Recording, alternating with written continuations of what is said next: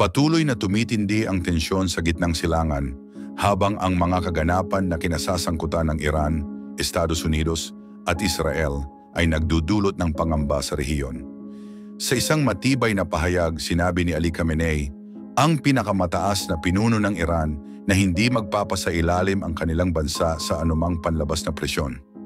Binigyang diin niya na nananatiling matatag ang Iran sa kabila ng lumalaking hamon at mga panawagan mula sa ibang bansa na magpakita ng pagtigil sa nangyayari.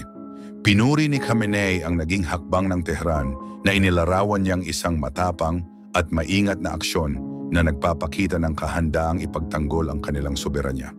Ang insidente na kanyang tinutukoy ay may kaugnayan sa naging tugon ng Iran matapos mabantaan ang kanilang interes. Ayon sa mga opisyal, ang isinagawang operasyon ng Iran ay nakatuon sa isang military base na may puwersa ng Estados Unidos. Ipinakita ng Iran ang pag-ataking ito bilang mensahe ng lakas at pagpapakita na hindi sila basta-basta susuko sa harap ng presensya ng banyagang militar malapit sa kanilang hangganan. Bagamat mahalaga ang naging epekto ng atake, iniulat na ang mga naapektuhan ay agad na nabigyan ng kinakailangang medikal na tulong.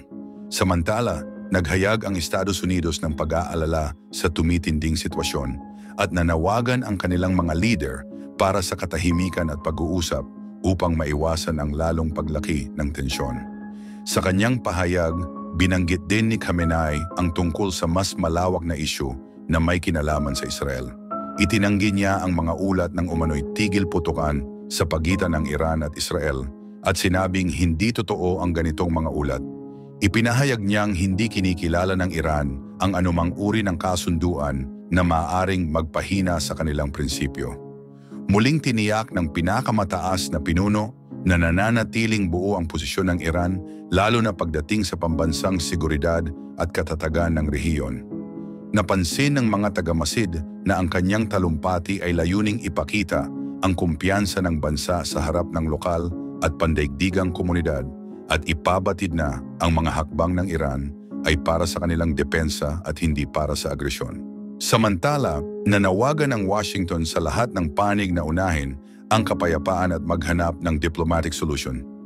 Binigyang diin ng mga opisyal ng Estados Unidos na ang patuloy na mga aksyon sa militar ay nagdudulot lamang ng mas malaking panganib ng kaguluhan sa isang rehiyong sensitibo na ang kalagayan. Patuloy ang pagsisikap ng ilang tagapamagitan na buksan ang linya ng komunikasyon sa pagitan ng Iran, Israel at Estados Unidos. Bagamat mabagal ang usad nito dahil sa malalim na kawalan ng tiwala. Ang palitan ng mga pahayag kamakailan ay umani ng pansin mula sa mga pinuno ng iba't ibang bansa na pawang nanawagan para sa pagpipigil at muling pagbubukas ng usapan. Naniniwala ang mga eksperto na ang pinakahuling hakbang ng Iran ay sinadyang ipakita ang kanilang impluwensya at iparamdam na hindi sila madaling maapektuhan ng panlabas na puwersa. Bagamat nagpadala ng mensahe ang kanilang aksyon, nagbigay rin sila ng senyas na handa silang makipag-usap kung magiging fair ang mga kondisyon. Sa kasalukuyan, nananatiling maingat ang mga kilos sa rehiyon habang binabantayan ng lahat ang mga susunod na hakbang. Nananatili ang pag-asa ng mga komunidad malapit sa apektadong lugar na mananaig ang diplomasya kaysa sa mga hakbang na maaaring magdulot ng karagdagang tensyon. Ang mga susunod na araw ay inaasahang magiging mahalaga habang patuloy ang mga pagsisikap sa likod ng mga usapan para sa kapayapaan. Lalong tumindi ang tensyon sa gitnang silangan matapos magsagawa ng airstrikes ang Estados Unidos laban sa mga pasilidad na may kaugnayan sa programa sa enerhiya ng Iran.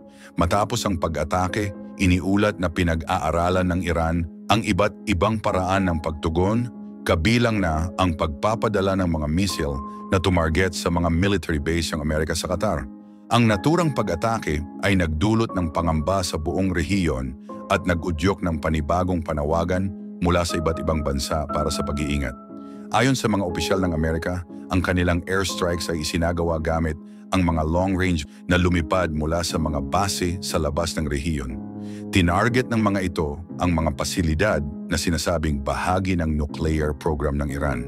Nagdulot ito ng malawakang pinsala sa ilang mahahalagang pasilidad at nagresulta sa pagkaantala ng mga operasyon doon. Ayon sa mga ulat, ginawa ang airstrikes matapos matanggap ng US ang impormasyon na may seryosong banta mula sa panig ng Iran. Bilang tugon, naglunsad ang Iran ng ilang missile na tumama malapit sa Al Udeid Air Base sa Qatar, na isa sa pinakamalaking pasilidad ng Amerika sa rehiyon. Ayon sa mga ulat, 14 na missile ang pinakawalan at ang karamihan sa mga ito ay napigilang makapinsala dahil sa depensa ng Qatar at ng Amerika. Wala namang naiulat na nasaktan, ngunit nagdulot ito ng matinding takot sa mga residente sa paligid ng base. Bago isinagawa ang pag-atake, sinasabing nagbigay ng abiso ang Iran sa pamahalaan ng Qatar upang maiwasan ang pagkadamay ng mga sibilyan. Kinundena ng Qatar ang pag-atake at tinawag itong paglabag sa kanilang soberanya. Nagpahayag sila na may karapatan silang gumawa ng naaangkop na hakbang bilang tugon. Sa panig ng Amerika, sinabi ni Donald Trump na itinuturing nila ang pag-atake bilang isang mahinang tugon at pinasalamatan pa ang Iran sa pagbibigay ng babala bago ang insidente. Gayunpaman, iginiit niya ang kahalagahan ng kapayapaan at ang kagustuhan ng Amerika na mapanatili ang kaayusan sa rehiyon. Nagpahayag naman ng suporta ang Israel sa hakbang ng Amerika dahil matagal na nilang sinasabi na ang programa sa enerhiya ng Iran ay banta sa seguridad ng rehiyon.